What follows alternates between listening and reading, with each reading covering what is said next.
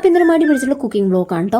അപ്പോൾ എന്തുണ്ടാക്കണം എന്നല്ല, എൻ്റെ ഹോസ്റ്റലിലെ താഴത്തുള്ള ഫ്രൂട്ട്സ് കടയിൽ പോയിട്ട് കുറച്ച് മുന്തിരി വാങ്ങാൻ വേണ്ടി പോയി. എനിക്ക് ആ പുള്ളിക്കാരൻ അവിടെ നിന്ന് വേറെ എന്തോ ഒരു ഫ്രൂട്ട് തന്നു. എന്താണെന്ന് പേരറിയണവർ കമൻറ്റ് ചെയ്തോളൂ കേട്ടോ. അങ്ങനെ കിട്ടിയ ക്യൂരിയോസിറ്റിയിൽ ഞാൻ ഓടിപ്പോയി മുറിച്ച് നോക്കിയപ്പോൾ യാതൊരു വികാരമില്ലാത്ത എന്തൊരു ഒരു ഫ്രൂട്ട് കിട്ടിയതല്ലെന്ന് വെച്ച് ഞാൻ തിന്നും ചെയ്തു. അപ്പോഴാണ് നമ്മുടെ താഴത്ത് സെപ്റ്റോയുടെ കോൾ വന്നത്.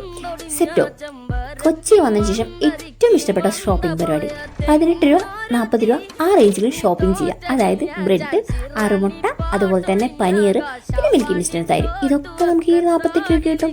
സംഭവം സെറ്റല്ലേ? അപ്പോൾ നമ്മൾ നെക്സ്റ്റ് പരിപാടി നമ്മുടെ സാൻഡ്വിച്ച് ഉണ്ടാക്കാനുള്ള ഐറ്റംസിൻ്റെ മസാല റെഡിയാക്കുന്നതാണ്.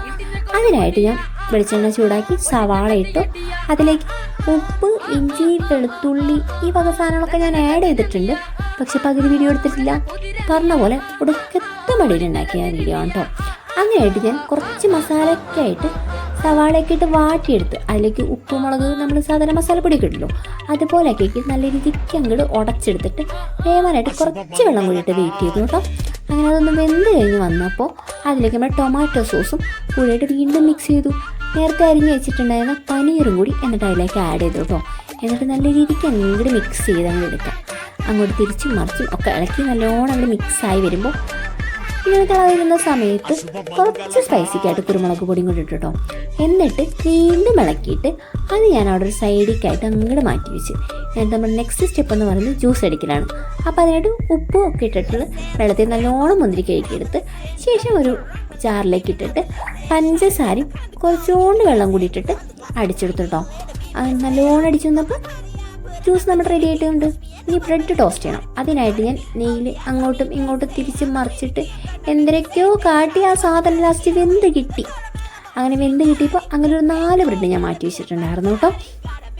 എന്നിട്ട് അതേ പാത്രത്തിൽ തന്നെ ഒരു മുട്ടയും കൂടി പൊട്ടിച്ച് വെച്ചു കേട്ടോ. നമ്മുടെ 5ാമത്തെ ലെയറിൽ വെക്കാനുള്ളതാണ് കേട്ടോ.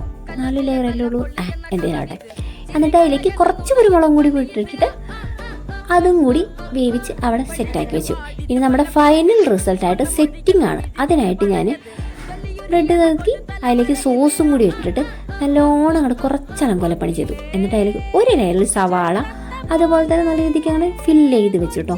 എന്നിട്ട് അതിൻ്റെ മേലത്തെ ലെയറിൽ നമ്മുടെ നേരത്തെ ഉണ്ടാക്കി വെച്ച പനീർ മസാലയും കൂടി മിക്സ് ചെയ്ത് വെച്ച് എന്നിട്ട് നിങ്ങൾക്ക് സോസ് ഇഷ്ടമാണെങ്കിൽ പിന്നെ ആഡ് കേട്ടോ. എനിക്ക് സോസ് കുറച്ച് ഇഷ്ടം കൂടി ആയതുകൊണ്ട് ഞാൻ അതിൻ്റെ മേലെ കൂടെ ഇത്രയോണ്ടും കൂടി സോസ് ഒഴിച്ചു കേട്ടോ.